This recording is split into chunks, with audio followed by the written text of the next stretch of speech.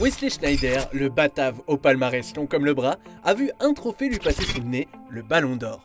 Dans le football, sport collectif le plus médiatisé de la planète, le Ballon d'Or est la récompense individuelle dont tout joueur rêve.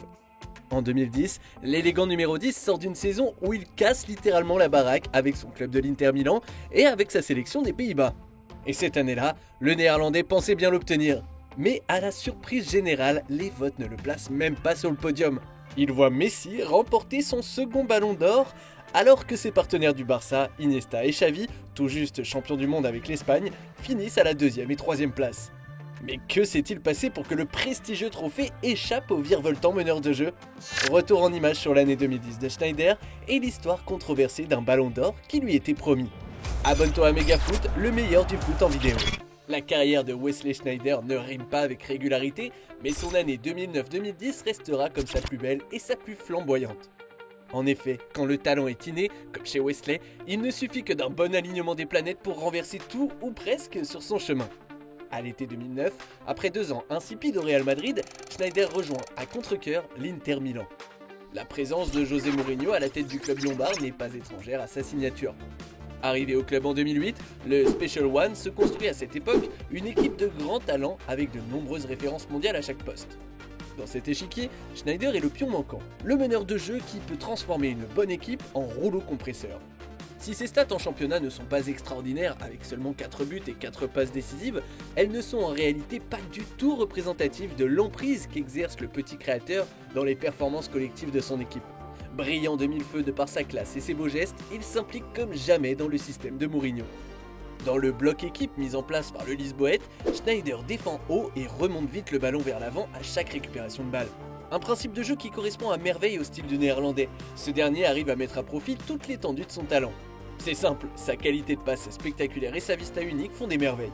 En Italie, le dénouement de la saison est plus qu'heureux puisqu'il remporte le Calcio et la Coupe d'Italie. Mais c'est en Champions League que Sneijder attire tous les projecteurs. Tout au long de la compétition, il régale le trio d'attaque composé de Milito, Eto'o et Pandev. Mieux, il prend ses responsabilités quand son équipe en a le plus besoin.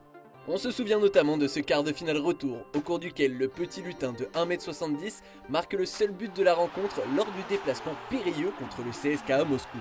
Ou encore de cette mythique double confrontation contre le Barça où, irrésistible à l'aller, il éteint presque à lui seul la troupe de Messi en égalisant puis en offrant le but du 3-1 à Milito. Opposé en finale au Bayern de Munich, dans un match âpre où il passera d'ailleurs plus de temps à défendre, Sneijder tirera son épingle du jeu en offrant un caviar à Milito à la demi-heure de jeu. Comme un détonateur, la suite sera plus débridée avec le résultat final que l'on connaît. L'aboutissement final d'un triplé historique, le premier en Italie, qui restera à jamais dans les annales.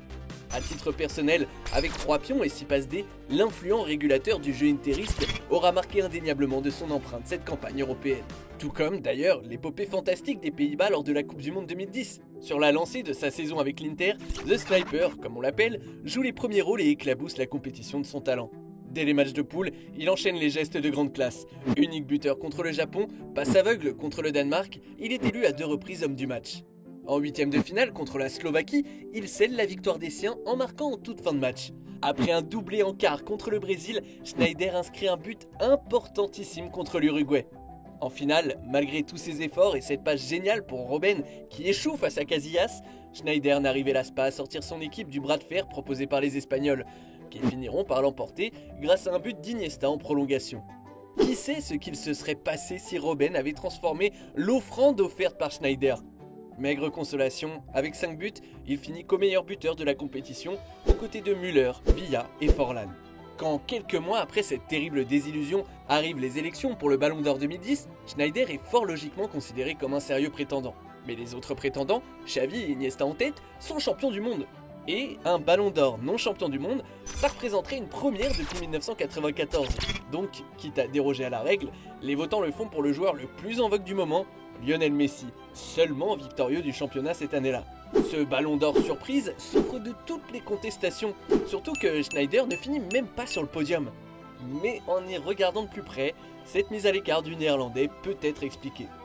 En premier lieu, le système de vote pour cette édition du Ballon d'Or vient de changer. En effet, jusqu'en 2009, ce sont uniquement 208 journalistes spécialisés qui attribuaient les voix. Mais lors de cette édition, le procédé d'élection a été revu pour aussi prendre en compte les votes des sélectionneurs des 208 pays membres de la FIFA et les votes des 208 capitaines de ces sélections. L'addition de ces trois critères et 416 votants en plus ont conduit à l'élection contestée de Messi. Si l'ancien système était resté en vigueur, nul doute que le Ballon d'Or 2010 aurait été décerné à Schneider. Le milieu de terrain a en effet obtenu 7,70% des voix auprès des journalistes, dépassant Andrés Iniesta et ses 7,53% des voix, mais surtout Messi et ses 4,38%. Autre détail important, Schneider n'est pas trop présent au moment qui compte. Lorsque l'on compare avec la Liga, la Serie A souffre d'une réelle baisse de niveau et de visibilité à l'international. Reste la scène européenne et la coupe aux grandes oreilles, où, comme nous l'avons vu, il brille. Mais lors de la finale, le doublé de Milito éclipse sa prestation XXL alors qu'il manque un face-à-face tout fait contre but et que ses coups francs longue distance sont tous magnifiquement tirés sans jamais finir au fond des filets. Qui sait si un petit but aurait pu changer la donne? Enfin, lors de la finale du Mondial 2010, il n'arrive pas au bon moment à être ce fameux game changer qui aurait pu faire basculer son destin. Et puis rappelons que l'élection du Ballon d'Or se déroule quelques mois après la fin de la saison passée. Conséquence, certains des votants, surtout les sélectionneurs et les capitaines, ne votent qu'en pensant à l'actualité et à la forme du moment. Ainsi, si les concurrents au Ballon d'Or tentent de se départager grâce à leurs récentes performances, Schneider, lui, enchaîne malheureusement les pépins physiques et ne joue que très peu. Pire encore, ses performances et son influence dans le jeu sont en nette baisse. Résultat, Schneider est coiffé au poteau. Avec le recul, et pour consoler le malheureux Schneider, nul doute que ce Ballon d'Or 2010 se soit joué sur des infimes détails. Et rappelons que dans l'histoire tumultueuse de ce titre honorifique qu'est le Ballon d'Or, beaucoup d'autres joueurs ont le sentiment d'avoir été lésés.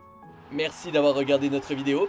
Pour toi, quel autre joueur non récompensé aurait autant mérité le Ballon d'Or que Schneider en 2010? Si tu as kiffé, n'hésite pas à parler de notre chaîne autour de toi, d'aimer, de partager. A très vite pour une nouvelle vidéo. Ciao!